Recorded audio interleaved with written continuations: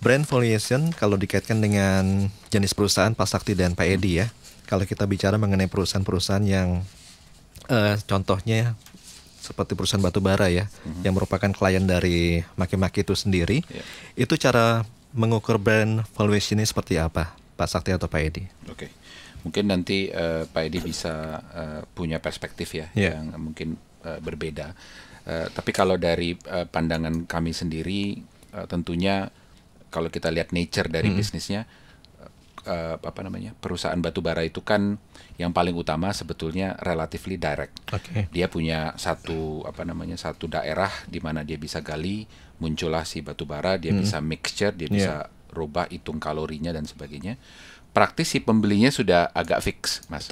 Jadi misalnya dia mampu menghasilkan katakanlah misalnya 10 juta ton atau 5 juta ton per tahun, boleh dikatakan pembelinya udah relatif fix.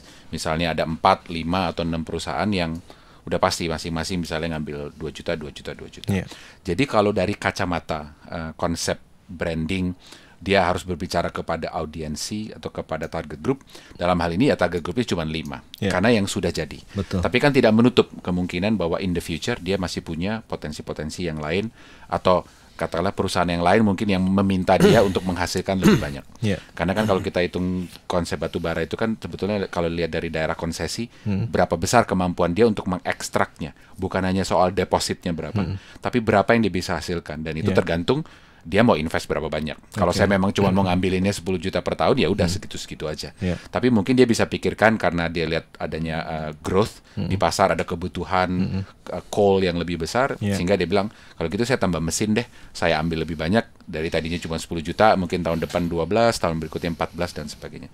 Kalau dilihat dari kacamata ini, tentu dia punya potensi.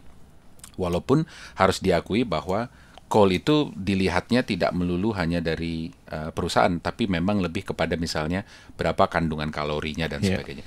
Once kita punya kandungan kalori yang baik, baru kita lihat kita bertanding sama siapa nih kalau bicara kalori. Karena kalau dia rela untuk pergi ke jarak yang begitu jauh untuk ngambil coal, mestinya bisa dia pergi ke tempat lain. Jadi dalam kacamata ini menurut saya tetap punya peran, walaupun mungkin nilainya tidak sesignifikan perbandingannya dengan business valuation kalau kita bandingkan katakanlah misalnya dengan Coca-Cola atau dengan Apple yang memang punya potensi untuk membesarkan nilai valuation lebih besar daripada business valuation. Tapi nggak tahu, mungkin Pak Edi punya pandangan berbeda karena ini dari kacamata saya sepertinya dinamikanya seperti itu. Baik, apa yang dikatakan Pak Sakti betul, cuman saya bisa tambahkan begini. Pada dasarnya sama saja. Cuman kan kalau Pak Sakti, kalau seperti coal company, kalau seperti energy, itu kan yang disebut brand adalah corporate brand, bukan product brand. Nah, pada dasarnya itu adalah perbandingan bagaimana reputasi dari that particular corporate brand dibandingkan dengan peer kompetitornya. Jadi misalnya jadi kalau corporation to corporation. Jadi misalnya apa? Kalau saya beli brand batubara batubara brand X misalnya, kenapa saya harus bayar premium price dibandingkan beli brand Y? Nah, nanti kelihatan bahwa ada track record, misalnya quality batubaranya selalu bagus, konsisten. Kalau dia bilang kalorinya 5.500, 6.300, 6.100 ya 6.100, nggak ada 5.9, 6.000 gitu. Kedua, on time delivery-nya. Kalau kita bilang shipment next week ya next week, bukan next 2 weeks, next 3 weeks.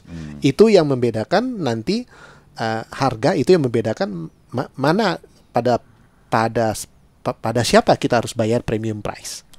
Jadi atau kita rela bayar mana gitu ya. Karena dasarnya saya beli satu bisnis batubara yang guaranteed. Guaranteed dalam pengertian marketnya ada, kontraknya 10 tahun, bukan kontraknya cuma 2 bulan 3 bulan nanti tutup gitu-gitu. Nah, itu yang mengatakan masuk perspektif valuation, karena kita mulai melihat ada beda. Ada memasukkan komponen-komponen yang tidak sekedar masuk tadi yang Pak Sakti bilang, hanya besarnya deposit, kemampuan capital dia dalam menyediakan modal kerja untuk produce tadi, deposit tadi, tapi lebih banyak pada company reputation, corporate-nya sendiri reputasinya. Oke, kita coba jawab pertanyaan via SMS ya. Tadi mau saya coba telepon, cuma Pak Andinya bilang handphonenya ini lowbat ya. Pak Andi, selamat sore. Saya punya 3 brand. Adakah saran dari Bapak-bapak, komunikasi apa yang secara pengalaman lebih mengena dan end user mau spending untuk mencoba produk kami? Saya bergerak di produk kosmetik. Informasinya cuma seperti itu, Pak Sakti.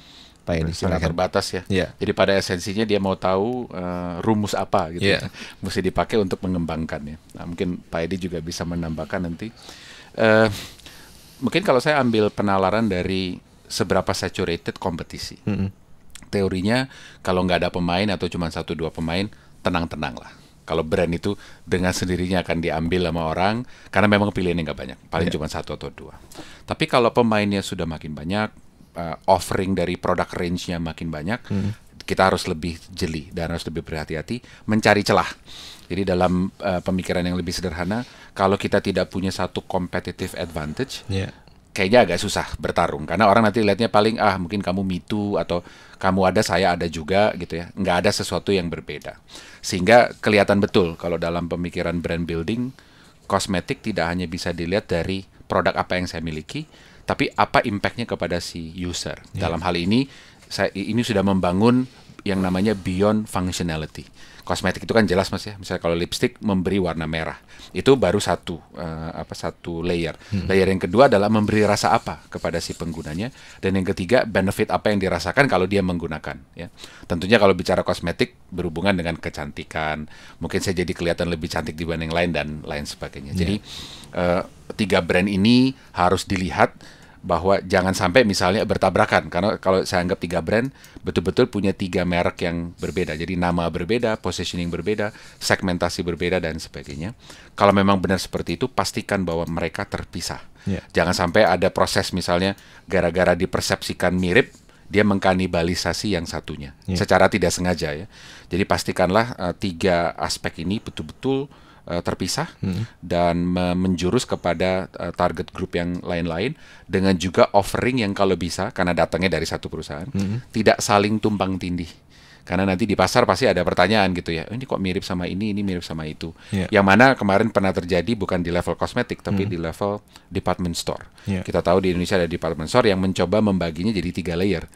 Ya, misalnya kelas A, kelas B, kelas C misalnya gitu. Tapi ternyata ada beberapa produk-produk yang dijual di kelas C juga dijual di kelas B. Yang beda cuma harga, tapi produknya sama. Nah, ini bahaya karena bisa akan bumerang misalnya seperti itu. Mungkin Pak Edi ada tambahan, Pak? Iya betul Pak Sakti. Jadi memang kita mesti tahu posisi daripada masing-masing brand itu di pasar. Pasarnya sendiri dalam keadaan pasar yang mana masih